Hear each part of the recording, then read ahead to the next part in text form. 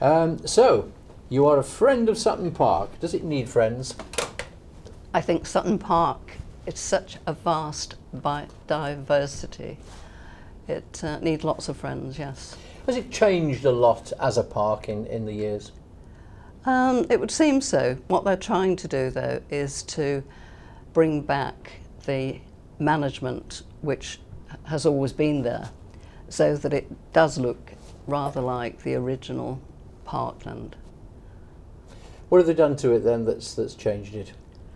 They've done a lot of clearance, heathland clearances, and literally just managing the woodlands.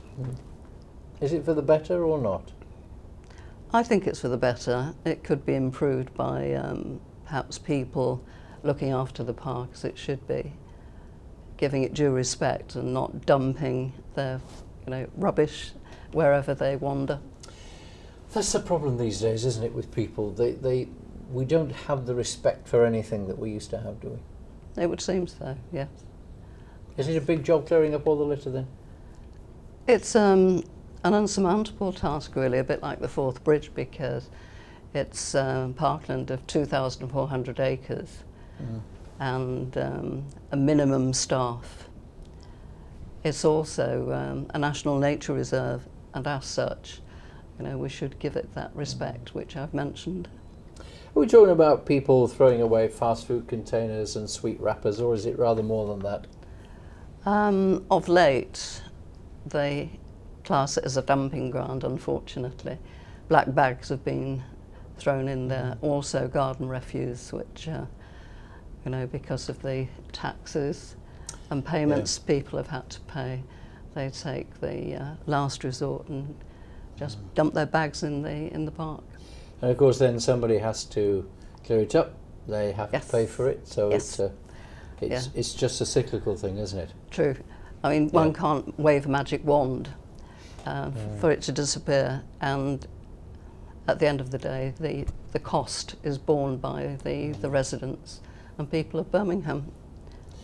What's the great appeal of Sutton Park to you then, Antonia? I think it's diversity. The different areas of the park, they are very different. You've got the wetlands, the heathlands, woodland, and with it comes the flora and fauna and the birds. What was the thing that got you involved then to become involved with the Friends? I think because I'd used the park over the years for running and literally admiring the beauty and the tranquility of the park, putting something back into what I was taking from, I suppose. I mean, I seem to recall that Sutton Coldfield is it a royal borough still? I mean, it was once, is that right? It's the royal town, yes. That was the designation given way back by Bishop Vesey, yes. And it's recently regained the status of Royal Sutton Coldfield. So, that important? I think it's more important perhaps to historians. And people like to be proud of their home ground, so again, it probably helps them.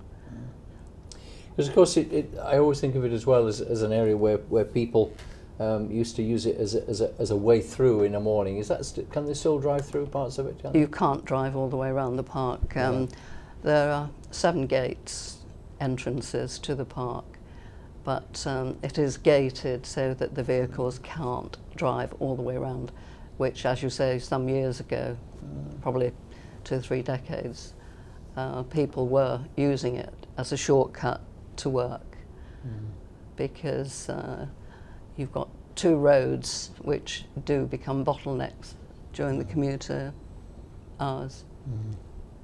And presumably it's better all round if you haven't got all these cars thundering through there anyway, isn't it? Definitely. People wandering through the park, they want tranquility, they don't want vehicles. And can people exercise their dogs? Do they have to be on leads if they go through there? They need to be under control, that's the factor. I mean, a dog can be off a lead if it's trained, it will respond accordingly, but not all dogs are trained properly. But under control, that's the emphasis, Yes. I think. Okay. So the origins of the Friends of Sutton Park actually goes back quite some years, doesn't it? 1950s. 1950, December 1950. Yeah. Yes. And I believe that it was formed because there was talk of what was called a speculative build there. Exactly. What exactly was that? It sounds intriguing. It wasn't a sort of housing estate. Or Well, it anything, was it? rumoured, so there's no definite evidence that I've found, but it was rumoured that there were plans for development, housing development within the park, and of course that was sacrosanct because then it was not part of Birmingham. That came with the metropolitan boundary changes, so they were horrified at the thought of. I can imagine. And rightly so. Yes, it's got a larger degree of protection now, simply because it's a national nature reserve. It has that designation. Also, it's a site of special scientific interest, SSI, and it has other attributes and status now, so it is much more protected than it would have been. Okay, and so far as the SSI is concerned, what is there then that gives it that status? The flora and fauna and the special place it is because of the biodiversity of the park, all its features. I've mentioned before the wetlands, the heathlands, the woodland, and the 7 pools within the park. And I presume then as well that in addition to providing a haven for many foxes at night, there's lots of other wildlife there, is that right? Lots, yes, lots. Everything feeds on other species, that's nature. The vole population is very high, and that's borne true by the fact that we put a nesting box into the park about 3 years ago to attract kestrels, and when it was checked, the 5 eggs had hatched, and there were 5 very strong, healthy chicks, and there were even 6 voles in the larder, still warm, So the parents had obviously been putting up a really good menu for them. They thought, yes, this is the place to be. So you've got kestrels there. What else have you got? Buzzards and a myriad of birds. There are supposedly the odd badger or 2, but it's not a big population. And lots of rabbits, of course, wild and otherwise, which have been, put into the park. And lots of foxes, I would imagine. Not lots. There are foxes, but the urban populace feeds the foxes, so they don't have too many problems. Yeah. Are you there to some extent in a bit of a watchdog role, that you are there to keep an eye? Definitely. We still keep an eye on any planning which could affect the park in any way, whether it be by the building or pollution, whatever. We still have the watchdog status, and we take it very seriously. We monitor the planning applications on a weekly basis. And are there many? I mean, do you get many people wanting to dare I say, desecrate your park? I don't think that's the intention. I think it's just nibbling at the edges. But we have to keep the corridors to the park open, which are the gardens, of course, for the wildlife. And presumably the concern is that if you let one in, it might just open the door for everybody. Trigger, yeah. But so far so good. Most of the perimeter of the park has been developed anyway.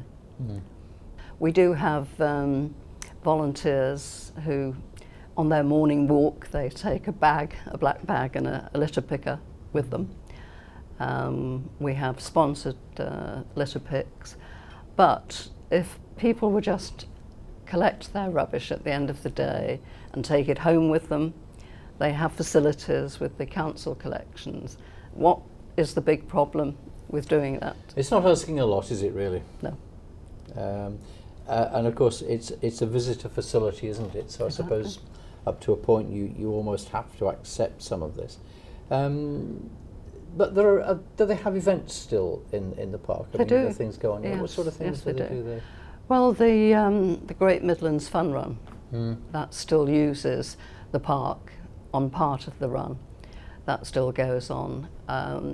We have Bio Blitz, which was done a couple of months ago, where a load of specialists descend on the park and they go out to look for particular things and they record and identify them, and the public are invited to also do the same. And then at the end of the session, they go back to the visitor centre and look at all their bounty.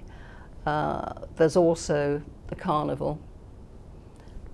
There are lots of activity events planned by the rangers and Friends of Sutton Park. We do a number of walks during the week and the weekends, and we have a dawn chorus which is held annually, which is, although it's 5:30 in the morning, it's quite a popular event. And what's that entail then? People coming along to be taken by an expert to identify the sounds and the sightings of the birds. Right, yeah. And we make a list, and they have a couple of hours walking in the park at its most tranquil, I suppose. Yeah. Does that change? I mean, have people come back very excited and say, we've heard something we haven't heard in a long time? Yes, quite often. Yeah. Yeah. What sort of what birds have they come up with? Do you know? Well, the cuckoo is Yeah. the one that everybody gets excited about, and Dartford warbler. That was one that was very sought after. People were excited about that. They get about a sort of excitement from, say, the kingfisher, Yes. which is a spectacular little bird and very colourful. The brown jobs don't do quite so well in the popularity stakes. No, indeed. I mean, when you have events and things, I mean, do people pay for these, or do they? No. No. All the Friends of Sutton Park events are free.